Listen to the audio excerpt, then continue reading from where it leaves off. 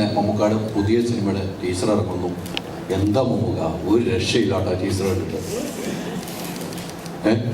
ഗംഭീരം ഒരു ഗെറ്റപ്പ്. അതേക്കുറിച്ചും കൂടെ ഒന്ന് അറിഞ്ഞാൽ കൊള്ളാമെന്നുണ്ട് മമ്മൂക്ക. അത് ഒരു രക്ഷയില്ലാത്ത ഗെറ്റപ്പ്.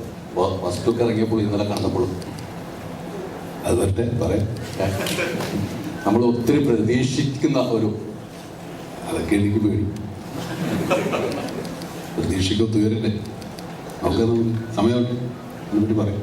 തീർച്ചയായിട്ടും ജയറാമേട്ട ഈ പറഞ്ഞതുപോലെ നിങ്ങൾ നേരത്തെ പറഞ്ഞൊരു കാര്യങ്ങൾ ചോദിക്കുകയാണ്. മമ്മൂക്ക പറഞ്ഞു, വീണ്ടും ജയറാമേട്ട ഓർമ്മിച്ചോളൂ, ഞാനുള്ളത് കൊണ്ട് തന്നെയാണ് മമ്മൂക്ക ഒന്ന് അഭിനയിച്ചത്.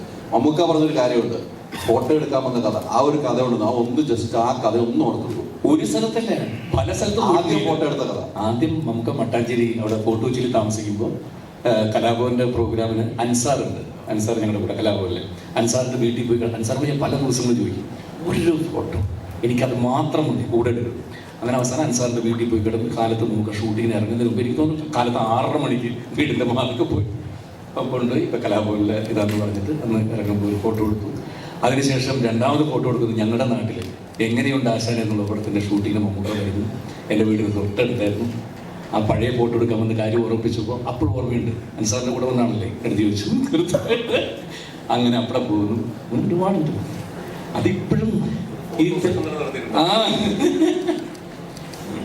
മമ്മൂക്ക ഇവിടെ കഴിഞ്ഞിടയ്ക്ക് കൊല്ലത്ത് കലോത്സവം കാണാൻ പോയി വൈറ്റും ഇട്ടിട്ട് ഒരു ഫോട്ടോ ഭയങ്കര വൈറലായിരുന്നു.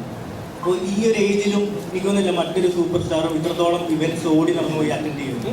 അപ്പം അതിൻ്റെ ഒരു എനർജി എവിടെ അതല്ലേ ഈ ഒരു ഏജിൽ പറഞ്ഞ് ശീലിച്ചു പോയി. ഇതാണ് എൻ്റെ മുമ്പിൽ കാണുന്നത് മുഴുവൻ എൻ്റെ എനർജി.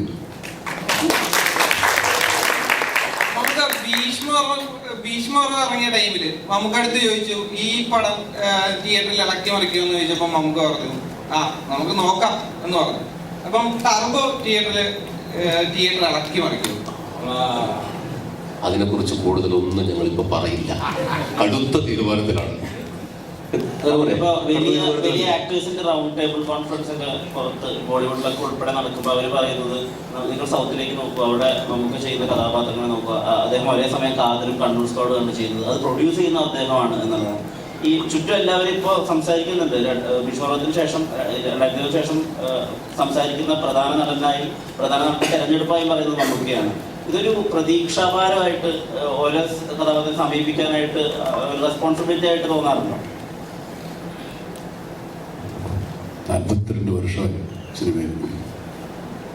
ഇതൊരു ഭാരമാണെങ്കിൽ നമ്മൾ എവിടെയെങ്കിലും ഇറക്കി വെക്കില്ലേ? അങ്ങനെ ഈ ഭാരം നോക്കുന്ന സുഖമാണ്.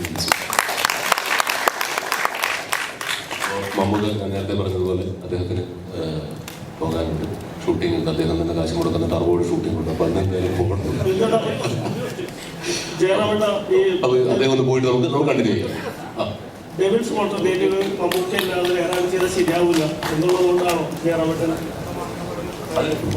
അല്ല, അതുകൊണ്ടല്ല. ആ ഒരു ക്യാരക്ടർ ഒരു വലിയ ഒരു ഇമേജുള്ള ഒരു ആക്ടർ തന്നെ വരണം. അപ്പോൾ അതിന് മമ്മൂക്കാടത്തൊക്കെ ചോദിച്ചാൽ നടക്കുമോ എന്നുള്ള അറിയില്ലായിരുന്നു. പക്ഷെ ചോദിച്ചപ്പോൾ അദ്ദേഹം സംഭവിച്ചു. അദ്ദേഹം ആ മനസ്സിൻ്റെ ഞാൻ പറഞ്ഞത്. അപ്പോൾ എന്തുകൊണ്ടായിരിക്കും സംഭവിച്ചതും ഇതിൽ പല പ്രാവശ്യം ചോദിച്ചു പറഞ്ഞു, ഇതെനിക്ക് വേണ്ടി തന്നെയാണ്. അപ്പോൾ നമുക്ക് തുടരാം. കൂടുതൽ വീഡിയോസിനായി B4 Place ഫോളോ ചെയ്യൂ, സബ്സ്ക്രൈബ് ചെയ്യൂ.